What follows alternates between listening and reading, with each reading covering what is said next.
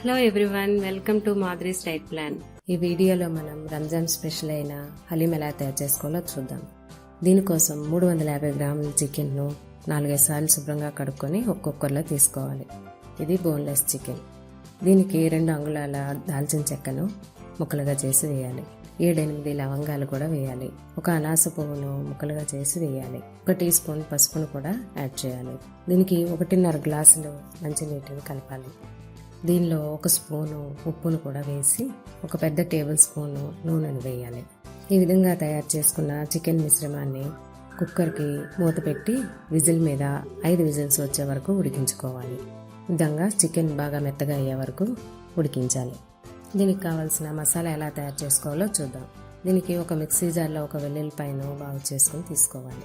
2 అంగుళాల అల్లం ముక్కను చెక్కు తీసి ముక్కలుగా కట్ చేయాలి. 1 టీ స్పూను జీలకర్రను కూడా వేసి దీన్ని మెత్తని పేస్ట్గా గ్రైండ్ చేసుకోవాలి. 1.5 కప్పు బన్సీ రవ్వ ఒక మిక్సీ జార్లో తీసుకోవాలి.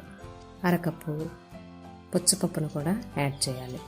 1 టేబుల్ స్పూన్ నువ్వులు, 1 టేబుల్ స్పూన్ పచ్చిశనగపప్పు, 1 టేబుల్ స్పూన్ పెసరపప్పు, 2 అంగుళాల దాల్చిన చెక్క, 7-8 లవంగాలు, 1/2 టీ స్పూన్ షాజీరా, చిన్న జాపత్రి, 4-5 యాలక్కాయలు, 1 టేబుల్ స్పూన్ మినప్పప్పు, 1 టేబుల్ స్పూన్ బార్లీ గింజలు, ఒక 10-12 బాదం పప్పులను కూడా వేసి వీటన్నిటిని నీళ్లు వేయకుండా పొడిగా గ్రైండ్ చేసుకోవాలి.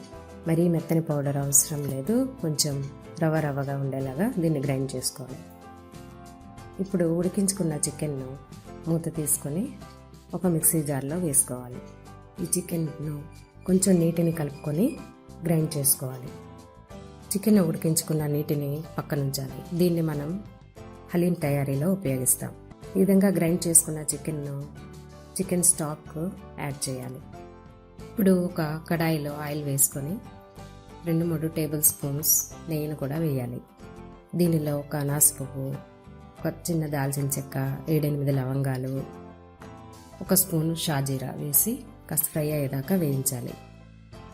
అలాగే మనం తయారీగా పెట్టుకున్న అల్లం వెల్లుల్లి జీలకర్ర పేస్టు, పచ్చిమిరపకాయలను కూడా వేసుకోవాలి.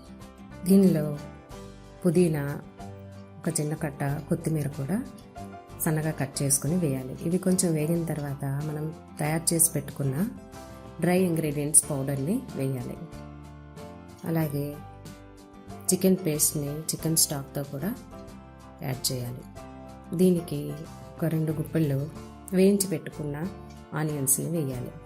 మీ రుచికి సరిపడా ఒక 2 టేబుల్ స్పూన్లు సాల్ట్ వేసి 2 లీటర్ల నీటిని పోయాలి. దీనిలో 1 టేబుల్ స్పూన్ కారం కూడా వేయాలి. ఈ డ్రై ఇంగ్రీడియంట్స్ అన్నీ కొంచెం మరుగుతున్నప్పుడు పుదీనా, కొత్తిమీర, అలాగే ఫ్రైడ్ ఆనియన్స్ వేసి కుక్కర్ విజిల్ పెట్టి 2 విజిల్స్ వచ్చే వరకు ఉడికించుకోవాలి. ఈ విధంగా తయారు చేసుకున్న హలీం కన్సిస్టెన్సీ వైజ్గా కానీ టేస్ట్ వైజ్గా కానీ హోటల్లో హలీం కన్నా చాలా రుచిగా ఉంటుంది. దీన్ని మనం ఒక బౌల్లో తీసుకుని కొత్తిమీర, పుదీనా, ఫ్రైడ్ ఆనియన్, అలాగే పచ్చి ఉల్లిపాయ, నిమ్మకాయ, కొంచెం మిరియాల పొడితో సర్వ్ చేసుకోవచ్చు.